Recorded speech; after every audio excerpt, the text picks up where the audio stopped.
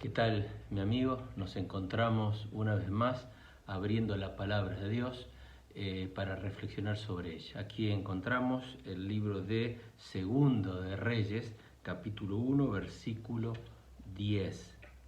Y Elías respondió y dijo al capitán de 50: si yo soy varón de Dios, descienda fuego del cielo y consúmete con tus 50. Y descendió fuego del cielo que los consumió a él y a sus 50. Mi querido amigo o mi amiga, posiblemente este texto nos traiga cierto conflicto o cierta forma de pensar en la dureza de Dios. Sin embargo, en la historia, y si tú tienes tiempo de leerla después, encontramos a un rey llamado Ocosías, que en cierto sentido estaba desafiando el poder de Dios. Y la historia nos dice, ¿cierto?, que él mandó a consultar, había tenido un accidente, mandó a consultar a un dios pagano, ¿cierto?, a un dios que le llamamos Dios con minúsculas, ¿cierto?, y Dios le mandó un mensaje diciendo no lo hagas, y él igual insistió, ¿cierto? Y en esta historia nos encontramos que a veces los seres humanos, sabiendo por qué camino andar, a veces buscamos un camino incorrecto.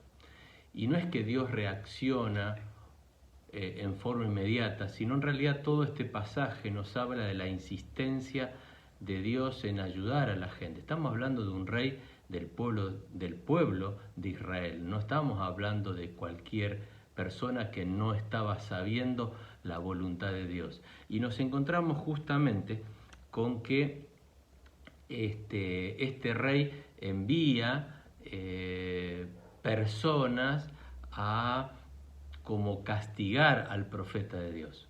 Y se da este versículo, y no en una oportunidad, sino en 3 oportunidades. El rey insiste en hacerle daño al profeta.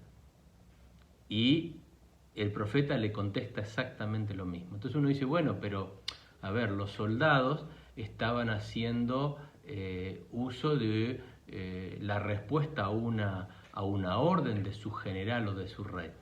Cuando encontramos la historia y encontramos cómo sucedió, nos damos cuenta que no eran cualquier soldados, sino eran voluntarios, personas que habían decidido por propia voluntad ser parte de todo esto. Por lo tanto, ellos podían haber decidido lo contrario, que es lo que pasa con el tercer general de los 50, ¿cierto? Él se da cuenta de que Dios es Dios y que debe hacerle caso a Dios y no tanto al rey. La decisión personal tiene mucho que ver en nuestra vida hoy también. ¿Sabes qué? Dios no tiene placer por destruir al que no hace su voluntad.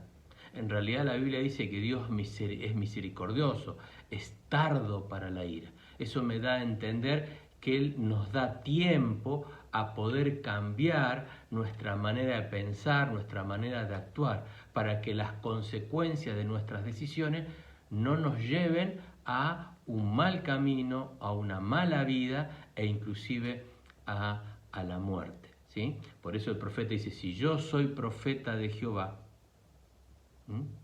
si tú estás dudando de esto, que caiga fuego del cielo. Qué interesante, qué tremendo en cierto sentido. Pero hay un texto en la Biblia que se encuentra en el libro de Ezequiel capítulo 18, que dice, ¿quiero yo la muerte del impío? Dice Jehová el Señor. ¿No vivirá si se apartare de sus caminos? Claro, si nosotros tomamos buenas decisiones, dándonos cuenta de nuestros propios errores, y enderezamos por la senda del bien, Dios te promete compañía y protección y seguridad. Qué bueno es, mi querido amigo, que sepamos que Dios siempre está para corregir nuestros errores, no para destruir. A veces identificamos al Dios del Antiguo Testamento como un Dios vengativo, sanguinario, que deseaba más la muerte. No, no, no.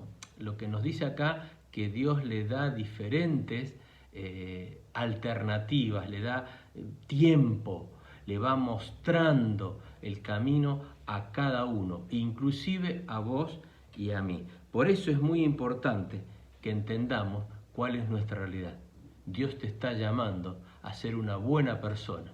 Ojalá que entiendas el llamado de Dios y Dios esté contigo siempre. Que Dios te bendiga.